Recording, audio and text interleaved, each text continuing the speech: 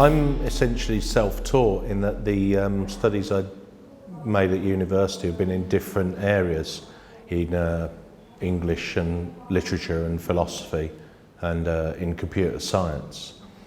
So when I approach art, I think there's much more of a degree of freedom because I do come from another realm. I come from the realm of punk music and ideas and politics, and from the world of metal, particularly the extreme end of metal music. And I think that there is definitely a freedom within those areas simply because they are so removed from the mainstream that anything then becomes possible. The limits that are set on them are very quickly broken and challenged and moved beyond. In terms of the music I made within the sort of punk and heavy metal genres in the group Napalm Death, one of the key things that we wanted to do was to dissolve any borders between the two areas of expression and simultaneously to move forwards and beyond what we saw as the restrictions in general around music. Music itself as an art form, particularly in the West, is codified. It has a range of codes that everybody is conditioned to understand. Notions of pitch, of timbre, of key, notions of structure within compositions. For instance, a traditional structure of a verse followed by a chorus and perhaps a break in the centre, a bridge to link the two to create a distance between them.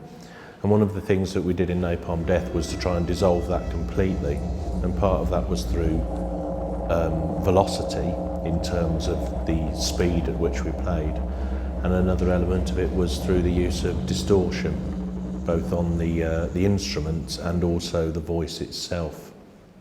So we tried to move beyond those restrictions simply to free ourselves, and I think that in itself gives you a freedom because it was a focus, an internal focus rather than an external focus, and as a result it was very hard for us to be limited in what we did because there wasn't anything that could possibly limit it, really.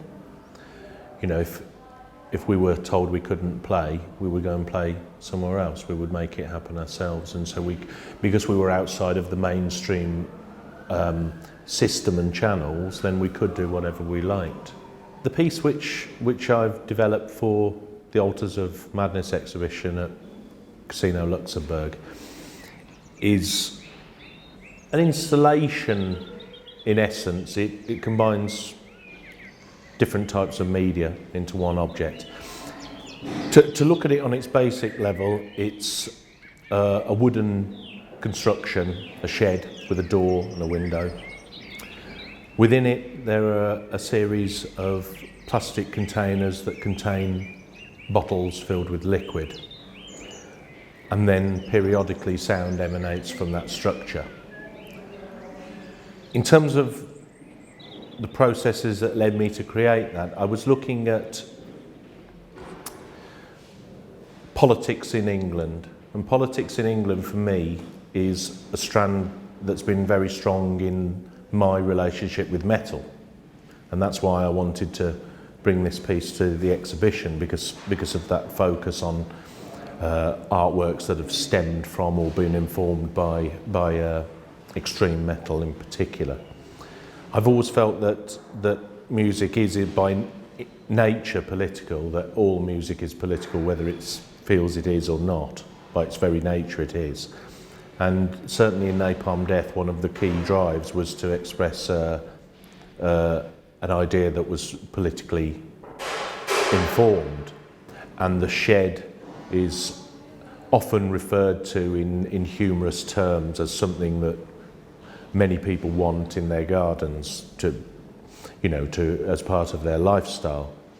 And so the shed then is very resonant of and symbolic of pleasure, the pleasure of the garden, of gardening, the personal private space, and also an idea of the suburbs, of spaces within a city that are large enough to have a garden space.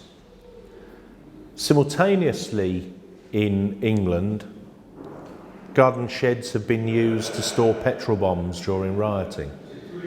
People would put crates of petrol bombs into the garden sheds, leave them till nightfall, and then use them to attack the police and other institutions at nightfall. So there, the use of the garden shed is rather different. It's not suburban, it's urban. It's very much the riots in England have always occurred in urban centres.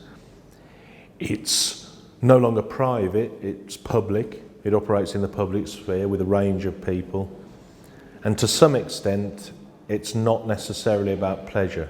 Although there may be a pleasure element within rioting, riots in general don't stem from pleasure, they tend to stem from the opposite. So I wanted to combine the two together in one space so that they dialogue with each other, which is why the title is British Summertime, because they're both very symbolic of activities that occur in Britain in the summer. Because of perhaps the weather in Britain, we rarely have riots in winter. We almost always have them in the summer. And there's often talk in Britain about riots will happen this summer when we have a particularly hot summer.